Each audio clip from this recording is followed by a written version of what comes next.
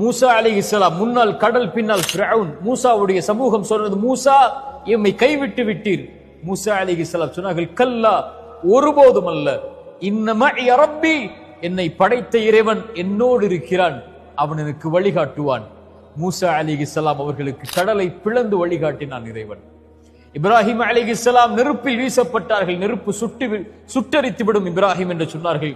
ஹஸ்புனல்லாஹ், என் இறைவன் போதுமானவன் என்று சொன்னார்கள். அந்த நெருப்பை குளிரூட்டக்கூடியதாக இறைவன் மாற்றினான். ஹாஜரா அலைஹிஸ்ஸலாம், இப்ராஹிம் அலைஹிஸ்ஸலாமுடைய மனைவி, அவர்களை விட்டார்கள் பொட்டை பாலைவன பூமியில் அவருடைய கை குழந்தையோடு. இப்ராஹிம் அலைஹிஸ்ஸலாமை பார்த்து அந்த பெண் கேட்டார்கள், இதை செய்யக்கூடியதும் இறைவனா? ஆம் என்று சொன்னவுடன் அந்த பெண் சொன்னார்கள், ஃபஇதன் லா யுதய்யுனா, அப்படி என்றால் அந்த இறைவன் எம்மை கைவிட மாட்டான். இந்த பூமியை நோக்கி மக்களை இறைவன் கொண்டு வந்து சேர்ப்பான். இன்று மக்கா எப்படி இருக்கிறது?